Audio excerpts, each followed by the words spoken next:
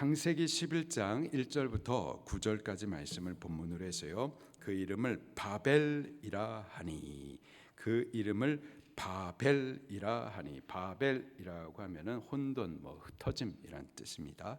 그 이름을 바벨이라 하니. 창세기 전체를요 크게 두 부분으로 이렇게 나눌 수가 있겠습니다. 두 부분으로 구성이 되어 있어요. 1장부터 11장까지 전반부는 인류의 기원을 기록하고 있고요. 12장부터 50장까지는요 이스라엘의 기원을 기록을 하고 있습니다. 그 내용은 1장부터 11장까지를 보면은 4대 사건이 기록이 되어 있어요. 그리고 12장부터 50장까지는 4대 인물을 통해서 이스라엘의 역사를 기록해 가고 계시죠. 4대 인물 하면은 아브라함, 이삭, 야곱, 요셉, 이 네 사람을 통하여서 이스라엘의 기원을 이렇게 기록해 가십니다. 1장부터 11장까지는 4대 사건을 기록을 하고 있는데요. 어떤 사건들이 있었나요? 먼저 하나님의 창조의 기사, 그리고요 선악과 따먹음으로 타락한 사건, 그리고요 노아의 홍수 사건, 그리고 오늘 본문에 마지막 사건이 기록이 되어 있는데 바로 바벨탑 사건입니다. 여러분 외국어 좀 하십니까? 외국어를 좀 하는지 제가 좀 보도록 할게요. 태국어로 안녕하세요 뭐라고 할까요? 어떻게 하셨어요? 사와디캅이라고 하고, 여성분들은 사와디카 이렇게 발음을 합니다. 중국어로는요 따지하오, 니하오 이렇게. 또 일본어로는요 이 저녁의 인사는 곤방와 이렇게 또 인사하고, 영어로는요 What's up? How is it going? 뭐 이렇게 인사하고, 또 러시아어로는요 러시아어 쯔드라스트부이제 맞아요? 쯔드라스트부이제. 베트남어로는요 신짜오, 뭐 하여튼 이렇습니다. 우리가 외국어를 배우는 재미가 있어요. 그런가 하면은 이 외국어 때문에 참 불편함과 스트레스를 받는 경우가 또 있죠. 제가 신학교 다니는 동안에 영어 관련 과목 혹은 영어 원서로 공부하는 과목들이 많아서 스트레스가 굉장히 컸습니다. 이와 관련한 에피소드들이 있는데요. 어떤 분이 이 영어가 너무 힘드니까 이 학과를 따라가지를 못하는 거예요. 그래서 기도를 합니다. 뭐라고 기도했을까요? 영어 방언을 열어달라고 그렇게 기도를 하신 거예요. 이 언어 방언과 관련해 가지고 그 신학교 안에 유명한 일화가 있습니다. 선배 전도사님께서 언어 공부를 할 수 없는 미종족 지역으로 그렇게 선교를 가신 거예요. 그 언어를 공부할 수 있는 방법이 없어요. 문자도 없고 또 공부할 수 있도록 무슨 사전이 있는 것도 아니고, 하나님을 순종해 가지고 가기는 갔는데 언어가 안 되니까 아무런 소통을 할 수가 없는 거예요. 복음 전하러 왔는데 복음을 전할 수가 없었던 거죠. 그래서 기도했었습니다. 어떻게 됐을까요? 그 지역 언어 방언이 열린 거예요. 여보세요? 그 지역 언어 방언이 열려서 들리기도 하고 말하기도 하는 거예요. 바로 이 전설적인 사례를 듣고서 아까 그 영어가 너무 힘드셨던 그 전사님이 기도를 한 겁니다. 뭐라고 기도했다고요? 하나님, 나도 이 언어 방언을 좀 열어주세요. 영어 방언을 좀 열어주세요. 하나님께서 응답을 해주셨어요. 친절하게 말씀해 주셨대요. 뭐라고 말씀하셨게요? 누구 전도사야, 공부해라, 이렇게 말씀을 주셨다는 거예요. 그분이요 지금 캐나다에서 목회하고 계십니다. 영어로. 또 어떤 분은 영어 때문에 너무 스트레스를 받아가지고 이런 말씀도 하셨어요. 내가 나중에 천국에 가면은 바벨탑 지었던 애들 내가 똑똑히 볼 거라고. 왜죠? 왜 바벨탑이죠? 바벨탑 사건으로 인해서 언어가 나누어지기 시작을 했거든요. 그분이 그 캐나다에서 목회하시는 그분이에요. 오늘 본문에 그 바벨탑 사건이 기록이 되어 있습니다. 이 바벨탑 사건 이전에는 세상의 언어는 하나였었어요. 1절을 같이 봉독하겠습니다. 시작. 온 땅의 언어가 하나요 말이 하나였더라. 온 땅. 리빙 바이블 보면은 전 인류라고 번역을 하고 있습니다. 세상 모든 사람들을 말해요. 당시 세상에 사는 모든 사람은 셈과 함과 야벳으로부터 번성하여 퍼졌고 그들의 언어는 하나였었습니다. 오늘 바벨탑 사건이 기록이 된 그때인데요. 바벨탑을 쌓았을 때 이 바벨탑을 누가 쌓았느냐, 그 주체가 누구냐? 보통 함의 아들 구스가 나왔었던 니므롯일 것이다, 이렇게 추정을 합니다.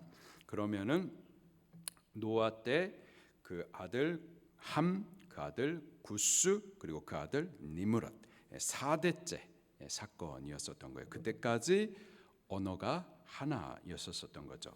2절 말씀입니다. 시작.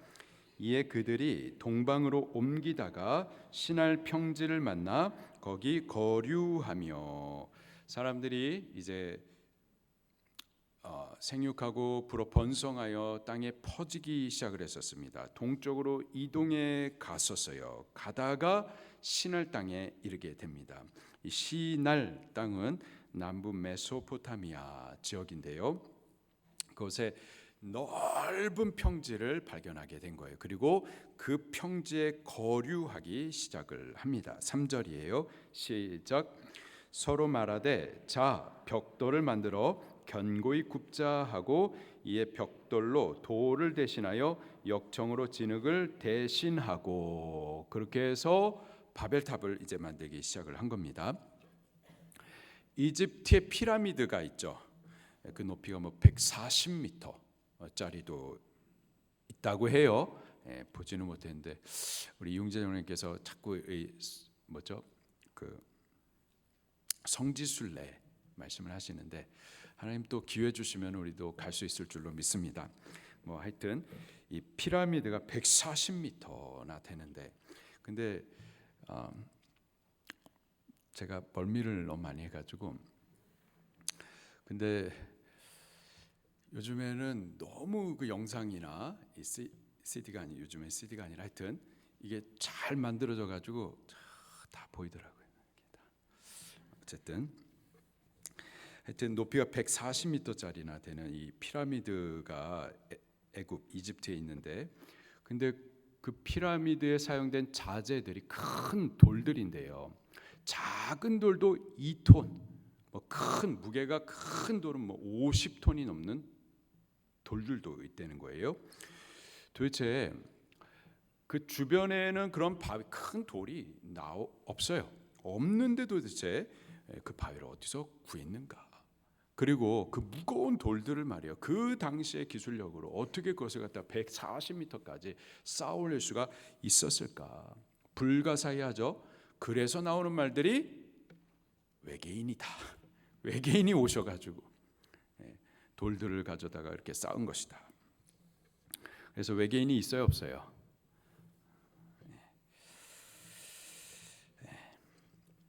지구 외에 하나님께서 구원하시는 또 다른 이런 것이 있나요, 없나요? 성경을 믿으시기를 바랍니다. 성경을. 아니, 그런 목사님, 이 지구에 있는 사람들 구원을 위하여서 이 큰 무한한 우주를 그러면 아무런 필요 없이 그렇게 만드셨겠습니까? 이 큰 무한한 우주에 오직 지구 하나, 보이지도 않는 이것만을 위해서 하나님께서 구원의 일들을 이루십니까? 하나님은 그렇게라도 하세요. 하나님 편에서는요, 그 무한한 의지가 아무 필요가 없는 게 아니라 그 모든 것을 다 해서라도 우리 한 사람 구원을 위해서 일하시는 분이 하나님이십니다. 자, 오늘 본문에 이 신할 땅에 이 사람들은요, 이 바벨탑을 짓기 위해서 돌이 아니라 벽돌을 만들었습니다. 이렇게 말하고 있어요. 벽돌로 돌을 대신하며 역청으로 진흙을 대신하고, 메소포타미아 지역의 그 토질은 충적토. 그래서 이 돌이 없습니다. 평야지대고 다른 돌이 없어요. 대신 역청이 있습니다. 지금도 그쪽은 석유들이 많이 나죠. 역청이라고 하면 석유 찌꺼기들, 아스팔트, pit지 뭐 이런 것들, 이것들을 가마에 넣어가지고 구워서 벽돌을 만들었고, 그것으로 성읍들도 만들고 또 탑을 건설하고자 했었던 겁니다. 성읍을 만든다는 거 뭐 그럴 수 있겠지만 탑을 왜 만들었을까요? 그 탑을 만든 목적이 기록이 되어 있어요. 4절입니다. 시작. 또 말하되 성읍과 탑을 건설하여 그 탑 꼭대기를 하늘에 닿게 하여 우리 이름을 내고 온 지면에 흩어짐을 면하자 하였더니, 탑을 만들고자 했었던 목적이요, 세 가지인데, 첫 번째로 탑 꼭대기를 하늘에 닿게 하자, 하나님과 같이 높아지자라는 교만이 있고요. 또 우리 이름을 내자, 하나님의 이름 대신 우리의 이름을 내자. 마지막으로 흩어짐을 면하자. 이것은 구원과 관련된 문제인데 우리 스스로 구원하자, 이런 뜻입니다. 해석하면은 스스로 높아지고 스스로 구원하고자 했었던 목적이 이 탑을 만들었던 목적입니다. 이 탑을 쌓고자 했었던 그 주체가 10장에 기록이 되어 있는 함의 손자이자 구스의 아들인 니므롯이라고 우리가 보통 추정을 해요. 니므롯, 그 이름의 뜻이 반역자, 대적자입니다. 그 이름의 뜻대로, 그 이름이 그를 증거하는 대로 그는 하나님을 대적하던 자였었어요. 10장 8절과 9절에 니므롯을 이렇게 소개를 하고 있습니다. 그는 세상의 첫 용사라, 그가 여호와 앞에서 용감한 사냥꾼이 되었다. 해석을 해주면 최초로 여호와를 대적했었던 큰 권세자라는 뜻입니다.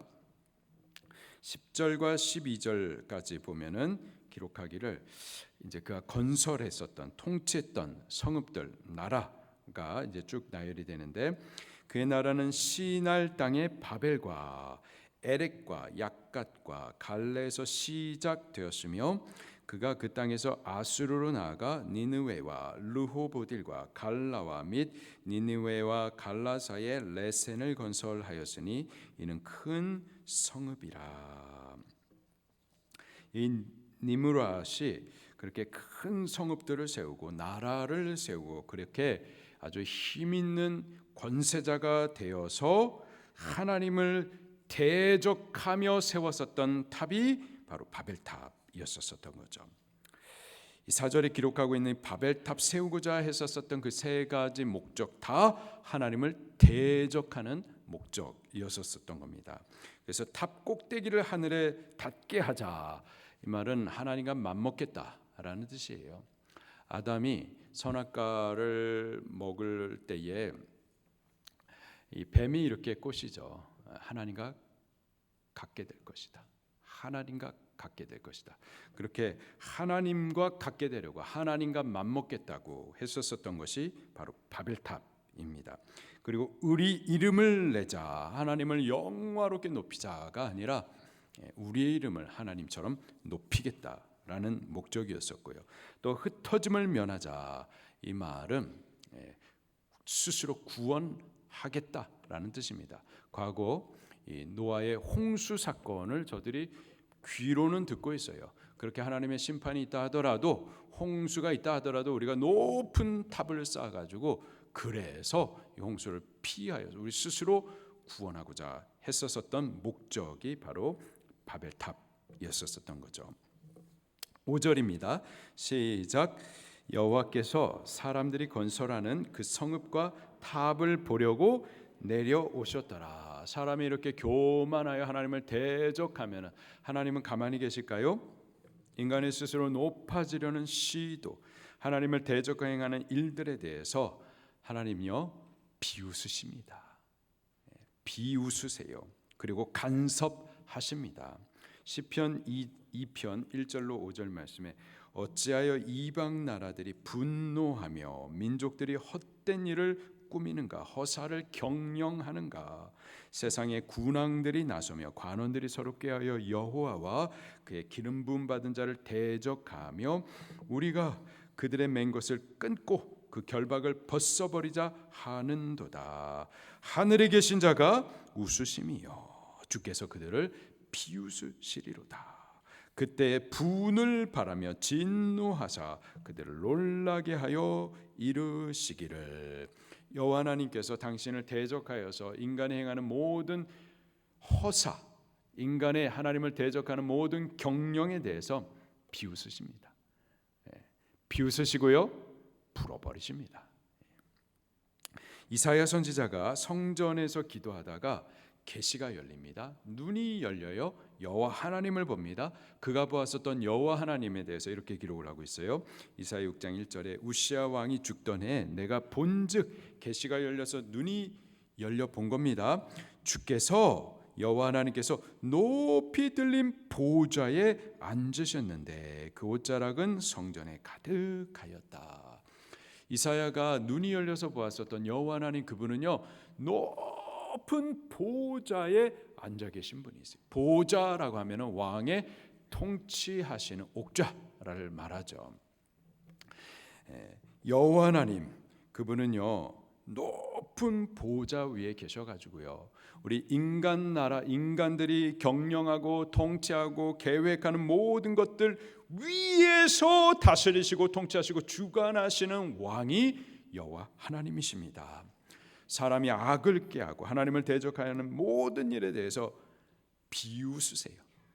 어느 정도 일정적으로는 허락하시지만은 그런 하나님의 주권 안에 있는 거예요. 하나님의 손바닥 안에 있는 거예요. 그리고 하나님의 때에 섭리하시는 겁니다. 그때뿐만 아니라 지금도 마찬가지죠.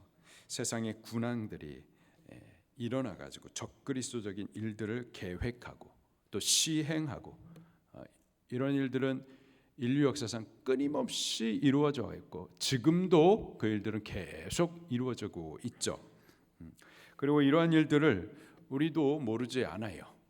그러면 이러한 일들을 볼 때에 막 염려가 큽니다. 화도 나고 걱정도 되고 그러나 우리의 눈은 더욱 여호와 하나님을 볼 수 있어야만 할 줄로 믿습니다. 이 세상에 일어나고 있는 모든 적그리스도적인 일들, 세상 사람들이 하나님을 대적하여서 허사를 경영하는 일들, 그것만 자꾸 보게 되면은, 그것만 듣게 되면은 염려와 근심만 막 자꾸만 눌리게 되는데, 그러나 우리의 눈도 이사야와 같이 좀 열려서 여호와 하나님을 더욱 보셔야만 하겠습니다. 우리 교회는 세상 사람들이 듣는 것만 듣고 세상 사람들이 보는 것만 보아서는 안 되고 우리의 눈도 좀 계시가 열려서 하나님께서 보게 하시는 것들을 보고 하나님을 좀 보셔야만, 하나님의 주권을 보고 하나님께서 행하시는 일들을 우리가 더욱 볼 수 있어야만 하겠습니다. 여호와 하나님 그분은요 높은 보좌 위에 계시는 인간 나라 모든 일들 위에서 경영하시는 절대 주권주이세요. 그분이 통치하시고 주관하십니다. 우리는 잠잠히 그분이 당신의 때 이루시는 그 선하신 구원의 일들, 그 통치를 볼 수 있어야만 하겠습니다. 그리고 잠잠히 진리를 우리 자리에서 따라가면 되는 거예요. 막 이럴 필요도 없고 우리 자리에서 진리를 따라가면 되는 겁니다. 그리고 하나님께서 이루시도록 선하신 그의 방법으로 이루시도록 우리 자리에서 기도하면 되는 거예요. 6절부터 또 9절 말씀도 계속해서 보겠습니다. 시작.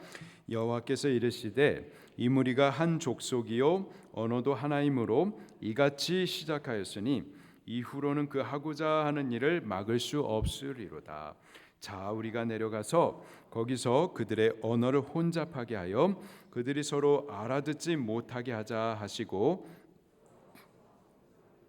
온 지면에 흩으셨으므로 그들이 그 도시를 건설하기를 그쳤더라. 그러므로 그 이름을 바벨이라 하니 거기서 온 땅의 언어를 혼잡하게 하셨음이니라.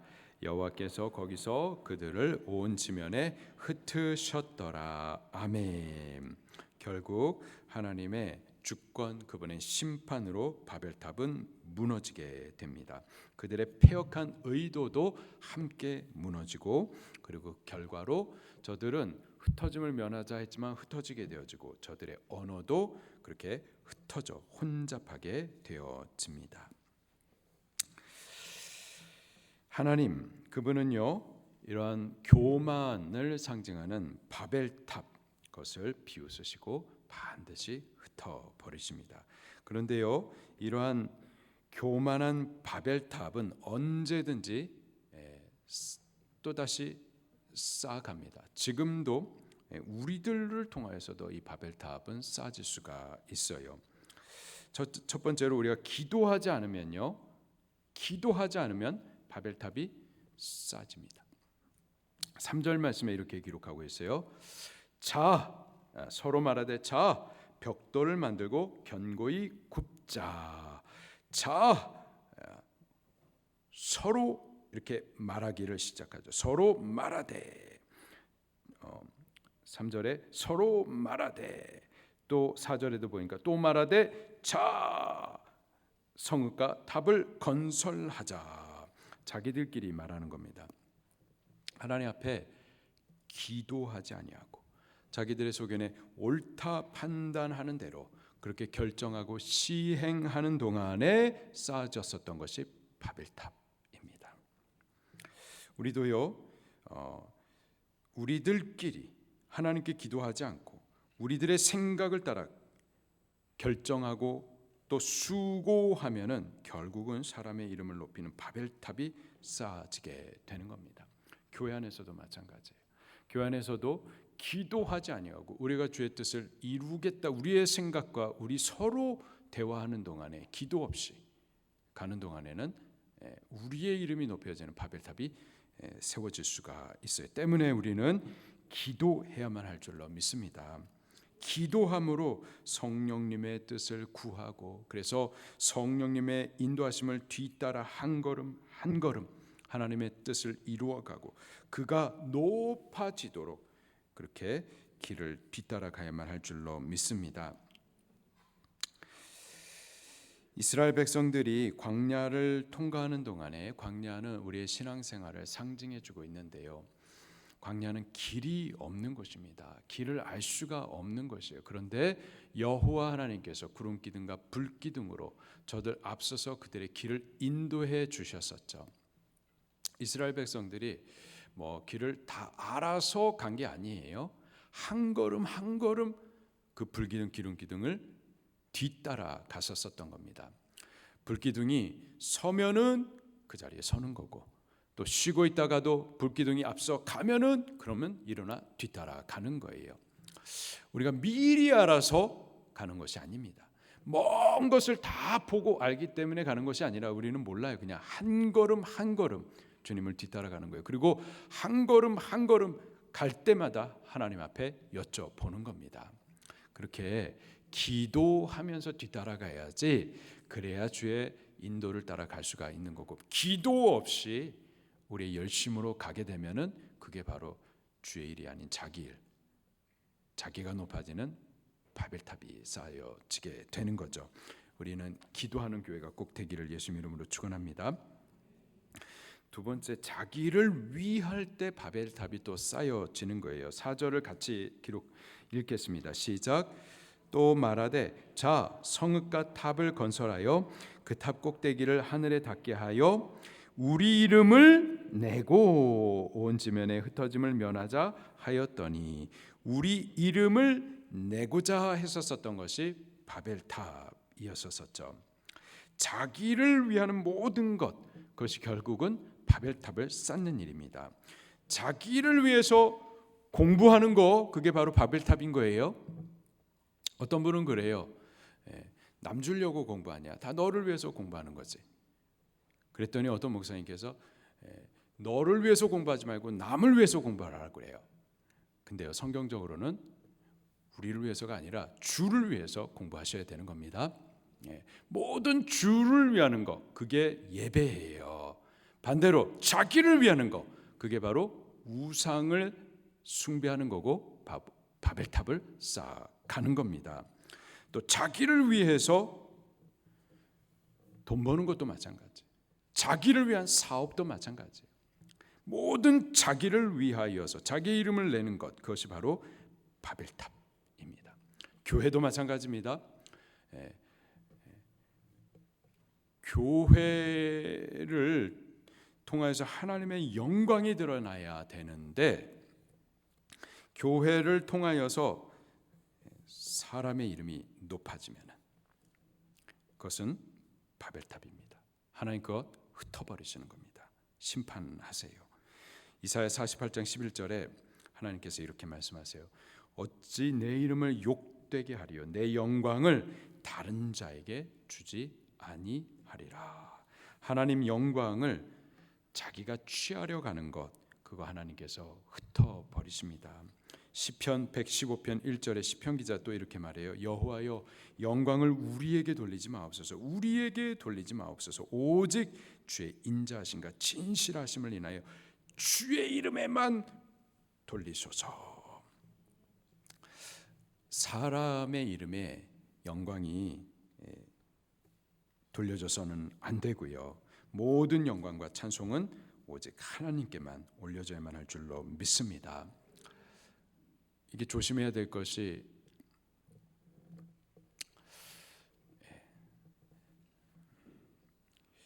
우리가 찬송하잖아요. 찬송. 아름다운 목소리로 찬송하잖아요. 그 아름다운 목소리로 하나님의 아름다움을 드러내야 된다고요. 그리고 그 아름다움을 드러내면 하나님께 영광을 올려드려야 되는데 중간에 사람이 그 영광을 가로채기도 합니다. 우리 기도하잖아요. 기도하고 나서 하나님의 뜻이 이루어지기를 위해서 힘써 기도하고 나는데 근데 기도 잘했다고 중간에 사람이 그 영광을 가로채기도 합니다. 말씀 대언하고 나서 목사님 은혜 받았어요 하면서 목사가 그 영광을 가로챌 수도 있어요. 알게 모르게 우리가 주를 위해서 헌신하고 수고합니다. 그래서 주의 뜻이 이루어지는데 그래서 주의 영광이 올려져야 되는데 중간에 사람의 이름이 높아지고 사람이 영광을 가로챌 수도 있습니다. 우리 항상 주의하셔야만 해요. 그게 바로 바벨탑이고 하나님은 그것을 흩어버리시는 겁니다. 우리 교회는 오직 여호와 하나님께만 영광을 올려드려야만 할 줄로 믿습니다. 모든 일에 있어서 하나님께서 존귀히 나타나셔야 돼요. 그분만 높여주셔야만 합니다. 사람의 이름이 높여지는 것은 절대 좋은 것이 못 돼요. 세례 요한은 이렇게 고백을 하죠. 세례 요한은 나는 뭐라고 하죠? 쇠하여야만 하고 오직 예수님만 흥하여야만 한다. 그러면서 세례 요한 스스로의 정체성을 뭐라고 그러냐? 나는 광야에서 외치는 자의 소리. 광야에서 예수 그리스도를 외쳐서 예수 그리스도를 알게 하고 예수 그리스도를 알게 한 그 외치는 소리는요. 외쳐진 다음에는 어떻게 되죠? 사라지는 거예요. 우리가 그렇게 돼야만 하는 거예요.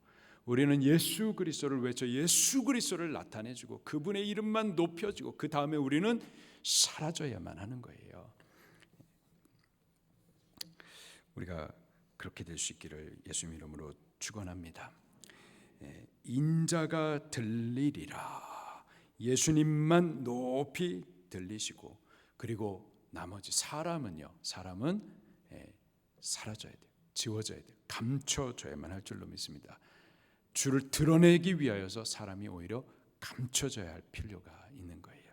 우리 교회는 절대 사람이 높아지지 말기를 오직 예수 그리스도 인자만 들리기를 그분만 높여지기를 오직 하나님께만 영광이 올려지기를 그렇게 힘쓸 수 있기를 예수님 이름으로 축원합니다. 마지막으로 하나님의 은혜를 믿지 않을 때 하나님을 대적하는 바벨탑을 쌓게 됩니다. 바벨탑을 쌓았었던 이유가요. 흩어짐을 면하게 하자. 이 말은 홍수 심판이 다시 일어난다 하더라도 이 탑으로 인하여서 우리들 스스로 구원을 얻자. 스스로의 힘으로 구원을 하고자 했었던 것이 이 바벨탑의 목적입니다. 하나님의 은혜를 모르기 때문이고 혹은 그 은혜를 믿지 않는 그 불신 때문인 거죠. 하나님께서 노아에게 9장 13절에 내가 다시는 물로 심판하지 않겠다 말씀해 주셨죠. 그리고 그 평화의 언약으로서 은혜의 언약으로서 무지개를 보여주셨어요.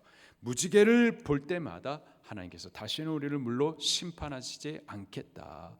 하나님과 이제 우리는 평화의 관계다. 이것을 보여주셨다고요. 우리는 그것을 보아야만 하는 거죠. 이 무지개 언약은 예수 그리스도를 상징한다 그랬습니다. 우리가 다 죄인이에요.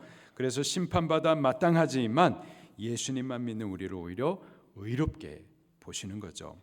그런데 이 예수 그리스도를 믿는 믿음 안에서 우리가 누리는 이 은혜에 대해서 무지하거나 혹은 그 은혜를 믿지 않기 때문에 자기의 의로, 자기의 힘의로 그렇게 스스로 의롭게 살려고 하고 구원하려고 하는 것, 그것이 바로 바벨탑인 겁니다. 자기 수행으로 스스로 구원하려고 하는 것, 행위적인 의로 의로워지려고 하는 것, 이 모든 것이 하나님의 은혜를 거부하고 스스로 구원하고자 하는 바벨탑인 겁니다. 하나님은요 그것을 흩어버리십니다. 반대로 우리는 하나님의 은혜를 믿는 자가 꼭 돼야만 할 줄로 믿습니다. 나의 의를 생각하지 말고 혹은 나의 의롭지 못함으로 인하여서 자꾸 정죄하려고 하지도 마시고요. 나 말고 나를 대신하여서 예수 그리스도를 통하여서 세우신 그 은혜, 그것에 우리가 더욱 집중해야만 할 줄로 믿습니다. 자꾸 나를 보기 때문에 내가 조금 의롭게 행하면은 자꾸 교만해지려고 하고 혹은 나의 죄 이것에만 또 너무 집중하다 보면은 자꾸 정죄감에 빠져요. 우리를 죄에서 정죄 없게 해주신 그 그리스도의 은혜를 분명히 보게 해주셨는데 그것을 자꾸 안 보니까 스스로 정죄감에 빠져가지고 그래서 다른 의를 자꾸 세우려고 하는 거예요. 그러지 말고 우리는 무지개를 자꾸 보셔야만 하는 겁니다. 예수 그리스도께서 우리를 위해서 대속하사 이루신 그 구원의 은혜를 더욱 집중하셔야만 하는 겁니다. 그 은혜를 보지 않고 믿지 않기 때문에 자꾸 바벨탑을 쌓아가는 거예요. 행위로 의로워지려고 하고. 우리는 예수 그리스도를 통해서 이루신 은혜를 믿음으로 절대 바벨탑을 쌓지 말고 은혜 안에서 구원을 누릴 수 있기를 예수님 이름으로 축원합니다. 자, 이 바벨탑을 쌓는 데에 있어서요. 하나님을 대적하는 이 바벨탑을 쌓는 데 사용되었었던 것 중에 하나가 인간의 하나된 언어였었죠. 때문에 하나님께서는 그들의 언어를 혼잡하게 하십니다. 이 언어가 자연스럽게 진화하고 발전하는 과정 가운데에서 혼잡해진 것이 아니라 한순간에 하나님께서 혼잡하게 하셨습니다. 하나된 언어로 하나님을 대항하여 죄를 범했었기 때문에 하나님께서 흩어버리신 거죠. 결국 언어가 혼잡하게 된 것도 서로 알아듣지 못하게 된 것도 근본적으로는 죄 때문이었었습니다. 죄 때문에 하나님께서 언어를 혼잡하게 하신 거죠. 자, 그런데요. 그런데 반대로 하나님께서는 이 혼잡한 언어로 인해서 다른 언어로 인해서 서로 알아듣지 못하는 그들에게 하나님을 알리게 하기 위하여서 언어를 또 열어주시기도 하십니다. 죄로 인하여서 하나님을 대적하는 일로 인해서 이 언어가 사용돼서 하나님께서 그 언어를 흩으셨는데 이제 하나님을 알 수 있게 하시기 위해서 언어를 오히려 또 열어주시기도 해요. 바로 그게 오순절 성령 강림 사건이었었습니다. 우리 성경을 한번 찾아보도록 할게요. 사도행전 2장입니다.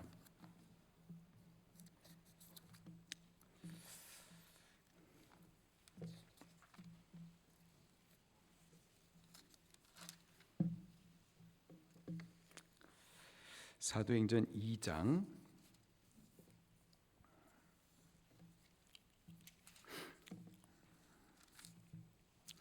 2장 1절부터 같이 보겠습니다. 시작.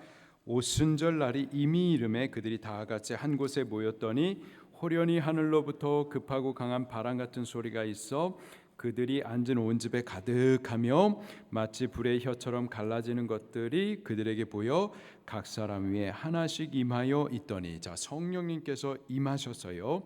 자, 그랬더니 어떤 일이 벌어지느냐. 4절입니다. 시작. 성령이 말하게 하심을 따라 다른 언어들로 말하기를 시작하니라. 아멘. 자, 언어 방언이 열렸었던 거예요. 언어 방언이 열렸었는데 그때가 이제 오순절 기간이었고 유대인들은 전 세계적으로 흩어진 그 디아스포라들이 이 절기를 지키기 위해서 다 모여옵니다. 그 흩어진 디아스포라들은 각 나라에서 태어났었던 2세, 3세, 4세, 5세, 그래서 그 태어난 나라 언어를 사용했었던 사람들이에요. 자, 5절부터 또 볼게요. 시작. 경건한 유대인들이 천하 각국으로부터 와서 예루살렘에 머물러 있더니 6절. 이 소리가 나매 큰 무리가 모여 각각 자기의 방언으로 제자들이 말하는 것을 듣고 소동하여 7절. 다 놀라 신기하게 여겨 이르되 보라, 이 말하는 사람들이 다 갈릴리 사람이 아니냐. 우리가 우리 각 사람이 난 곳 방언으로 듣게 되는 것이 어찌 됨이냐. 이 율절을 지키기 아니죠. 이 오순절을 지키기 위해서 천하 각국에서 모여들었었던 그 유대인들, 유대인이긴 하지만은 천하 각국에서 태어났었던 사람들입니다. 그 태어난 곳 방언으로 말하는 사람들이에요. 그런데 이 갈릴리 사람들이 성령의 말하게 하심을 따라서 열린 그 언어로 하는 것을 듣습니다. 희한하게 여겨요. 아니, 이 사람들이 갈릴리 사람들인데 어떻게 우리 각 나라 사람의 언어로 말하느냐. 그래서 그 각 나라 사람의 언어로 무슨 말을 했었을까요? 11절 말씀입니다. 시작. 그레데인가 아라비아인들이라 우리가 다 우리의 각 언어로 하나님의 큰 일을 말함을 듣는도다 하고, 하나님의 큰 일, 그리스도를 통하여서 죄인 구원하신 일, 십자가, 그러나 죽음의 권세를 이기시고 부활하심으로 우리의 구원의 의를 다 완성해 주신 이 큰 일을 방언이 열려 가지고 각 나라 언어로 말하게 됐었던 거죠. 우리 언어도요, 이렇게 성령의 지배를 받을 수 있게 되기를 예수님 이름으로 축원합니다. 성령의 말하게 하심을 따라 말하며 성령이 사용하시는 입술이 될 수 있기를 바라요. 그래서 우리의 언어를 통해서 하나님을 대적하는 일들을 위해서 쓰여져서는 안 되고요. 하나님의 행하신 놀라운 일고 그리스도를 통해서 이루신 복음을 듣도록 우리 언어가 사용될 수 있기를 바랍니다. 구원하신 하나님을 찬양하는데 사용될 수 있기를 바라요. 참된 맛, 곧 진리를 전하고 가르치는데 우리 언어가 사용돼야만 할 줄로 믿습니다. 그래서 바울은요, 에베소 교회에 편지하면서 이런 기도 부탁을 합니다. 에베소 6장 19절에 또 나를 위하여서 구할 것은, 바울이 교회에게 기도 부탁을 합니다. 나를 위해서 구할 것은 내게 말씀을 주사 나로 입을 열어서 복음의 비밀을 담대히 알리게 하옵소서 할 것이니. 우리의 입술이 성령의 장악이 되어서 하나님을 대적하는 악한 일이 아니라 복음의 일을, 복음의 비밀을 담대히 말할 수 있는데 사용되도록 이 언어를, 이 입술을 그렇게 사용케 해달라고 기도 부탁을 해요. 이사야 선지자도 이렇게 말합니다. 이사야 61장 1절부터 3절에 주 여호와의 영이 내게 내리셨으니, 성령님이 내리셨으니 이는 여호와께서 내 기름을 부으사 가난한 자에게 아름다운 소식을 전하게 하려 하심이라. 아름다운 소식, 복음의 소식을 전하도록 우리 입술이 성령에 그렇게 주장받게 되기를 예수님 이름으로 축원합니다. 우리의 혀와 언어가 복음을 전하고 하나님을 찬송하는데 그렇게 사용되는 성령의 도구가 되기를 기도하십시다. 성령을 구하십시다. 우리의 혀를 기름 부어 살리는 복음의 도구로 사용되도록 기도하십시다. 이사야서 50장 4절에 이사야가 또 이렇게 말해요. 주 여호와께서 학자의 혀를 내게 주사 나로 곰핍한 자를 말로 어떻게 도와줄 줄을 알게 하시고 아침마다 깨우치시되 나의 귀를 깨우치사 학자같이 알아듣게 하시도다. 우리의 귀는 하나님의 말씀을 알아들을 수 있다. 또 우리의 입술은 학자의 혀와 같이 권고한 자들, 죄 묶여 있는 이들, 그들에게 복음을 알게 해주셔서 자유케 해주시고 생명을 얻게 하고 하나님을 보도록 그렇게 사용되게 내 입을 하나님께서 그렇게 사용하신다 고백을 하고 있어요. 우리도 기도하십시다. 하나님께서 모세를 부르실 때 모세가 이렇게 말합니다. 주님, 저는 입술이 둔하고 혀는 굳었습니다. 그때 하나님께서 그를 위하여서 아론을 대언자로 붙여주시죠. 예레미야를 부르셨어요. 그때 예레미야가 하는 말이 하나님, 저는 어린아이와 같아서 말할 줄을 모릅니다. 그러나 하나님께서는 그를 통해서 하나님의 마음과 눈물을 전하게 해주시죠. 베드로는요 배우지 못했던 사람입니다. 그런데요 성령이 저에게 임하시자 학자의 혀가 돼가지고요 많이 공부했었던 서기관과 율법학자들 그들이 깜짝 놀랄 정도로 복음을 전했었어요. 우리의 언어도요 성령으로 지배되면은요 우리의 입술도 성령으로 지배되면 성령의 말하게 하심을 따라서 말하게 되어지면은 그리스도의 복음이 우리 입술을 통해서 아주 분명한 빛으로 드러나게 될 줄로 믿습니다. 우리 성령을 구하십시다. 그래서 성령의 말하게 하심을 따라서 사용이 되는 우리의 입술들이 될 수 있게 되기를 그렇게 사용할 수 있기를 예수님 이름으로 축원합니다. 우리 말씀 붙들고 통성으로 기도하시겠습니다.